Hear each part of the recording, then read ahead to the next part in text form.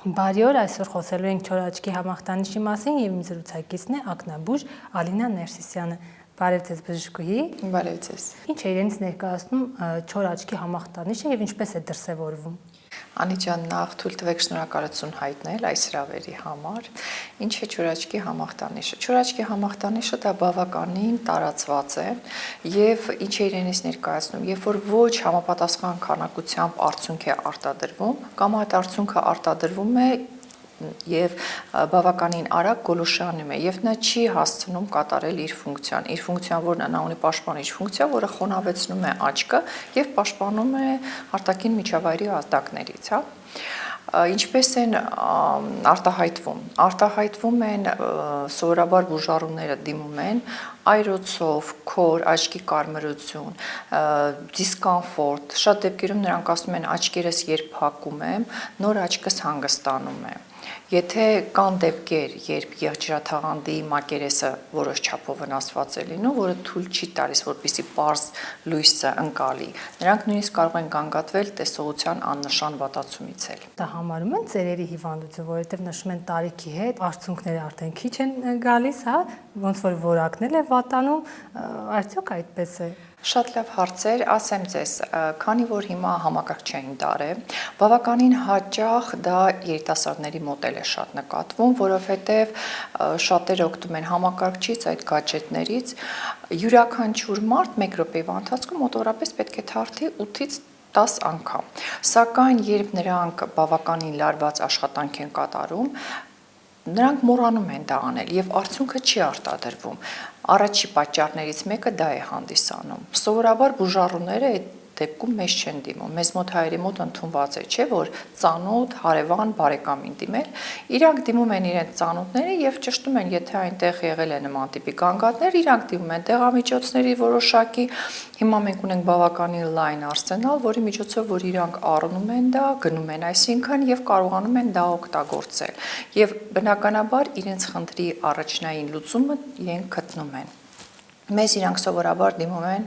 նման ժամանակ, երբ բավականին հաճախ եմ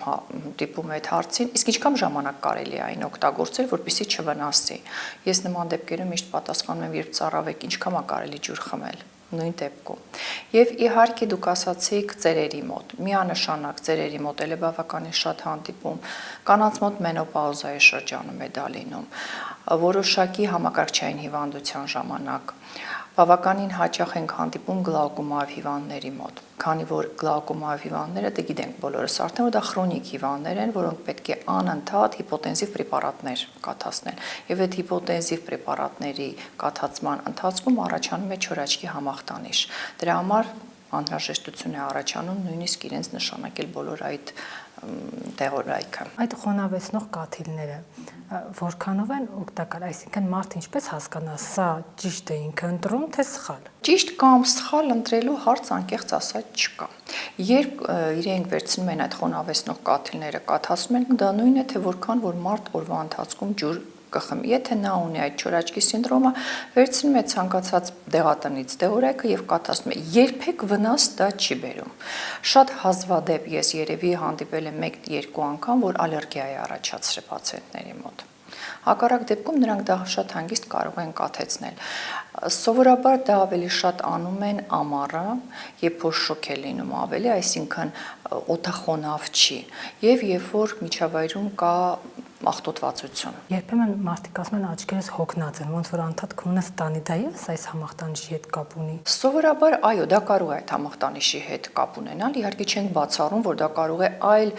գանգատներ էլ լինի։ Դա կարող է նաեւ ակամադացիոն մկանի սպազմ լինի, որ իրանք հոգնածություն են նշում։ Դրա համար անհրաժեշտ է առաջնահերթ անցնել բուժզննում, որպեսզի հստակեցնել եւ տարանջատել միմյանցից, թե ինչ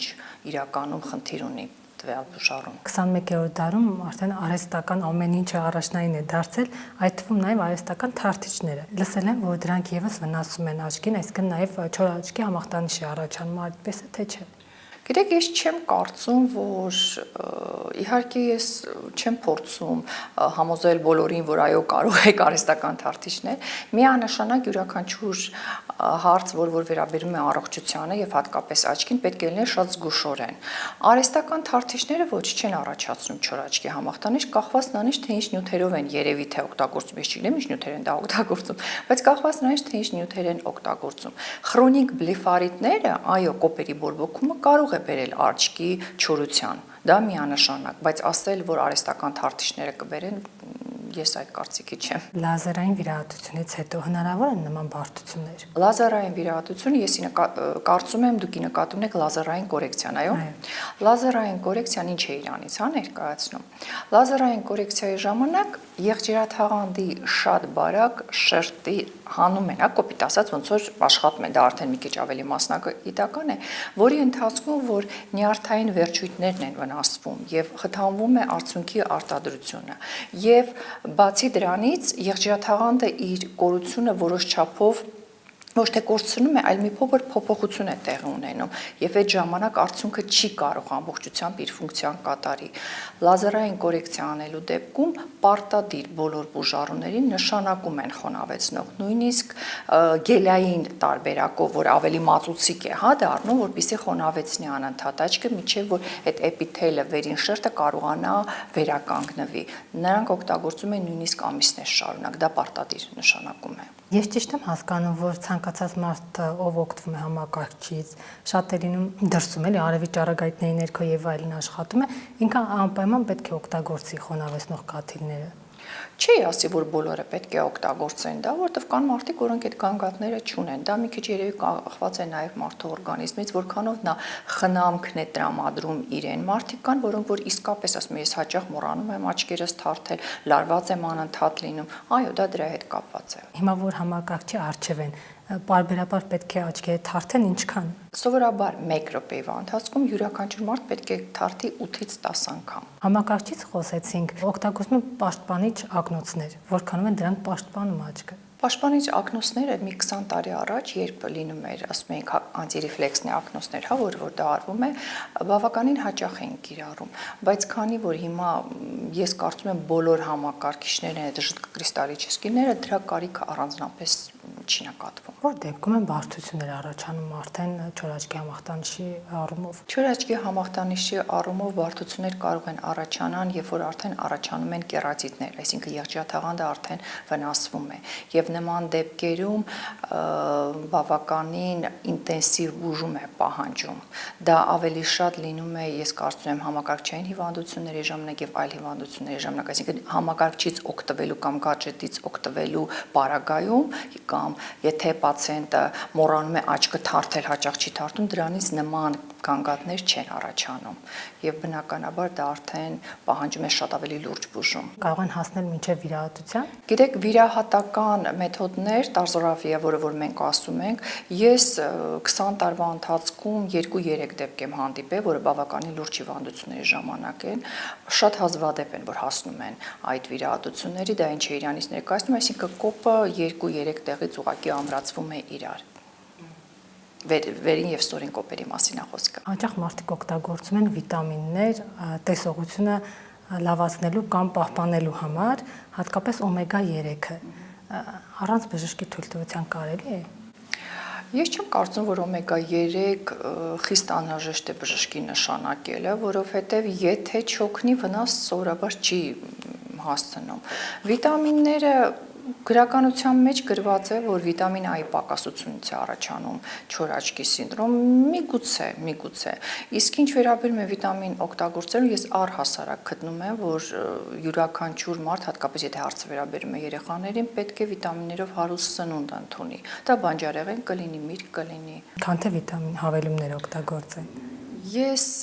դեմ չեմ հավելումներ օգտագործելու, բայց ավելի կողմ եմ բնական սնունդի, անկեղծ ասած։ Օրինակ մեծահասակները նշում են, ես 80 անց եմ, իմ աչքերը ավելի շատ ջրակալված են եւ ես զերծ եմ, այդ համախտանիշից, բայց այդ ջրակալված աչքերը հատկապես մեծահասակների դեպքում Փրկություն թե հակառակը։ Դա փրկություն չի կարող լինի, քանի որ քանակությունը կարող է ավելի շատ լինել, հատկապես եթե արդյունքատար կետիկը որպես կանոն նեղացած կամ փոքրացած է իրաց մոտ լինում։ Այսինքն նրանք անընդհատ կոպիտ ասած աճ կլվանում են, բայց իրենց